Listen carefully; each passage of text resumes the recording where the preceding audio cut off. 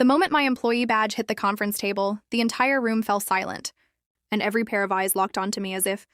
they were waiting for me to beg for my job back. Instead, I looked directly at the woman who had just humiliated me in front of more than 100 coworkers and calmly asked why the last 4 lease payments had been wired to Blue Harbor Property Group, because I already knew. That one simple question was about to change every life inside that building. My name is Emily Carter, and for almost 20 years I had dedicated my life to Ashford Technologies, sacrificing weekends, holidays, and countless late nights to help turn a struggling startup into one of the fastest-growing companies in the region. Every office expansion, vendor contract, maintenance agreement, and property negotiation had passed through my desk, so while executives came and went with expensive suits and flashy promises, I remained the person who quietly kept the entire operation standing without asking for recognition. Everything collapsed during what was supposed to be a cheerful employee appreciation breakfast, where smiling interns served coffee, managers chatted, beside trays of fresh pastries, and everyone believed it would be another routine company gathering. Instead, Margaret Dawson, the founder-father, elderly widow who had recently declared herself interim chief executive despite having almost no business experience, marched to the front of the room, pointed directly at me, and loudly ordered me to surrender every piece of company property, before announcing that my employment was terminated effective immediately. The humiliation should have crushed me, yet I felt surprisingly calm because I had spent the last several years preparing for the possibility that someone exactly like Margaret would eventually inherit authority without understanding the responsibility that came with it.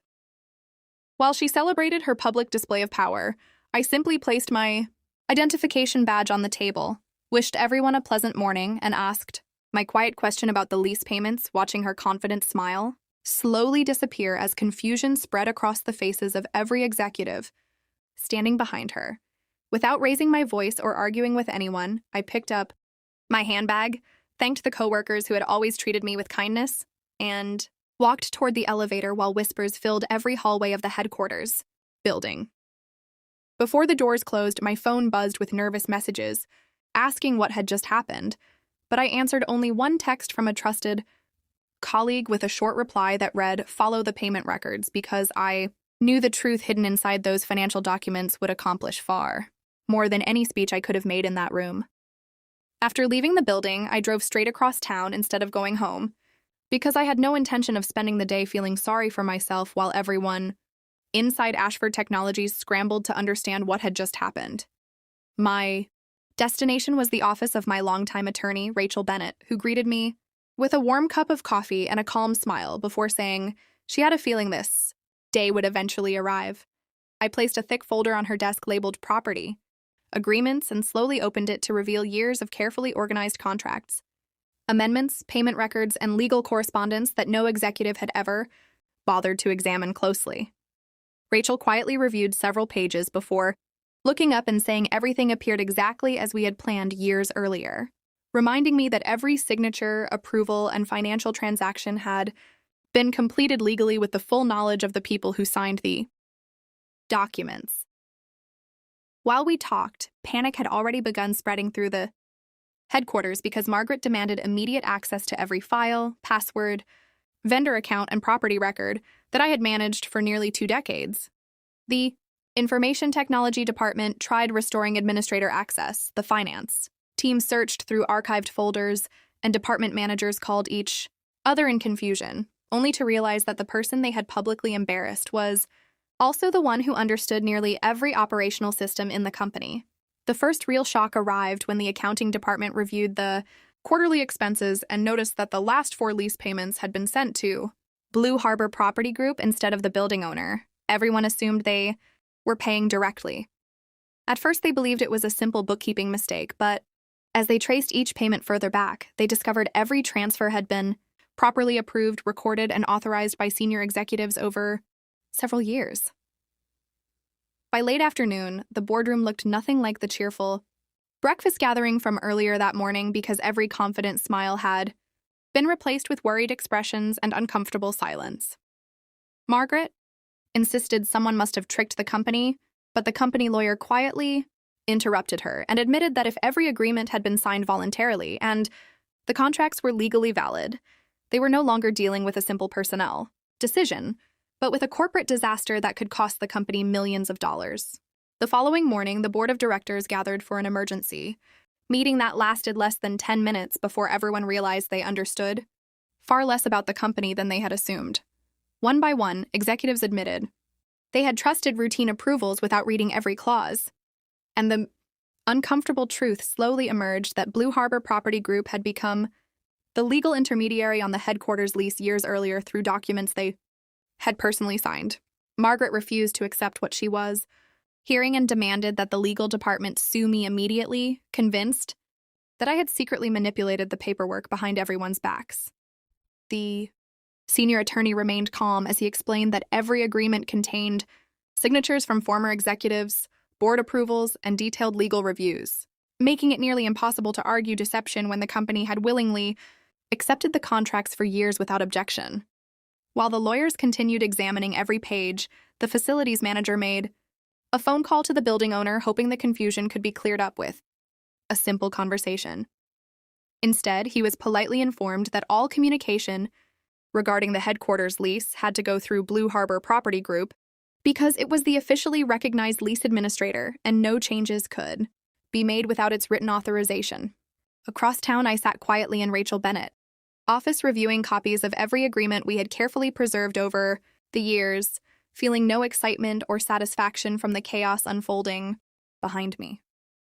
I had never wanted to trap anyone or seek revenge, but after watching one inexperienced leader after another make reckless decisions while treating loyal employees as disposable, I decided long ago that preparation was the only real protection.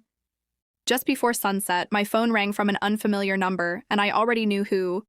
was calling before I answered because desperate people always become polite when they realize they need the person they just insulted.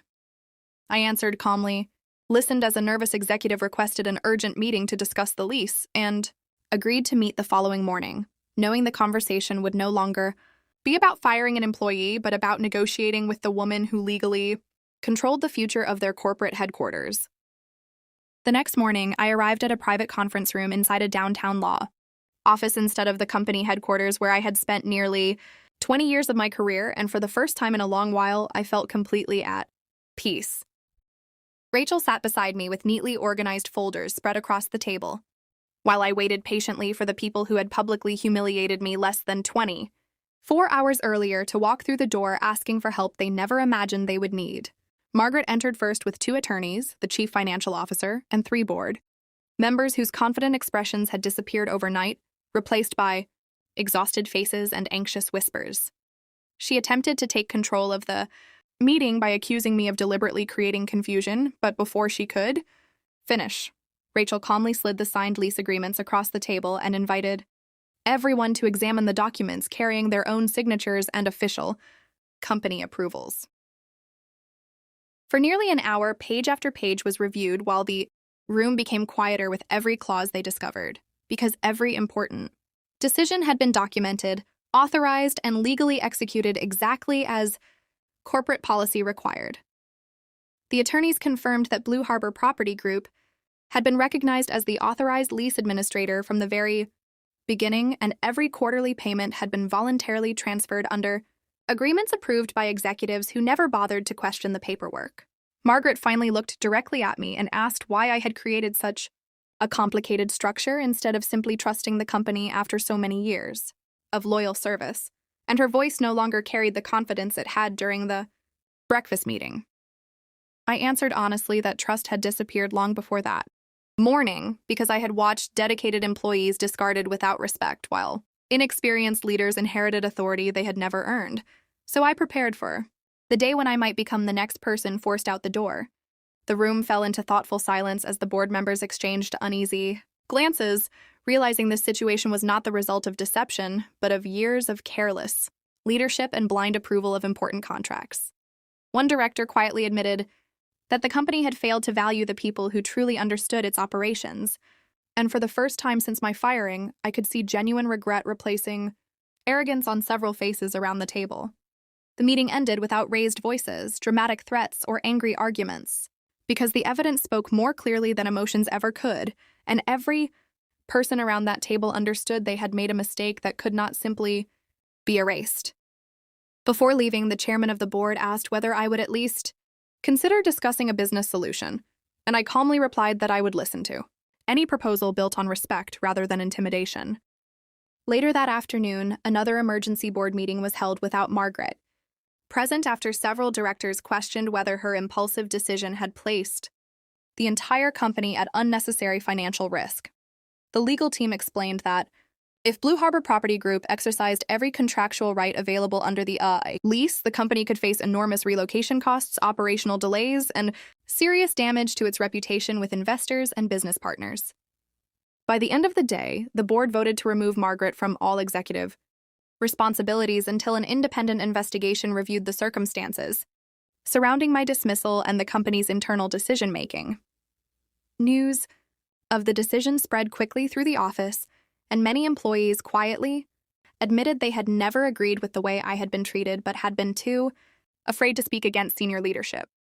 2 days later, the chairman personally visited my office without lawyers,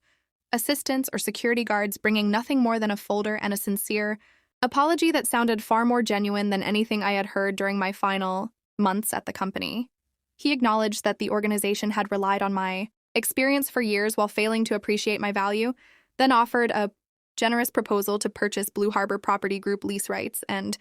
asked whether I would be willing to help ensure a smooth transition.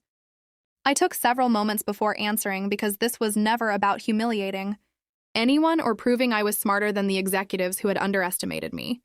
but about protecting myself from exactly the kind of reckless decision that had ultimately ended my career there. Looking through the office window, I realized that preparation had given me something far more valuable than revenge because it gave me the freedom to choose my future on my own terms, and that choice would change my life forever.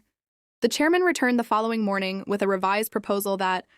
reflected the seriousness of the company's situation instead of the arrogance that had defined my final days there. And after several hours of respectful discussion, we reached an agreement that protected both sides while finally acknowledging the value of the work I had devoted nearly 2 decades to building. Blue Harbor Property Group transferred the lease rights back to the company for a substantial settlement. Every legal document was signed without conflict, and the board issued a formal written apology that was shared with every employee who had witnessed my humiliating dismissal. Several months later, Ashford Technologies looked very different because the board introduced stricter corporate oversight, required executives to review every major agreement carefully, and adopted policies that treated experienced employees with far greater respect than before.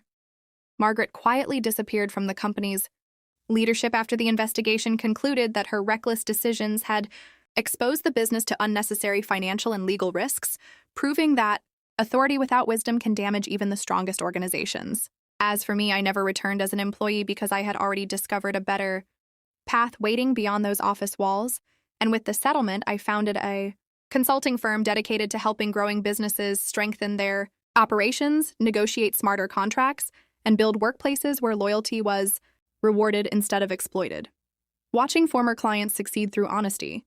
preparation, and mutual respect became far more satisfying than winning any argument, and I finally realized that the greatest victory was creating opportunities where fear and uncertainty once controlled my life. Looking back, I understand that the morning I was publicly fired felt like the end of everything I had worked for, but it was actually the beginning of a future I never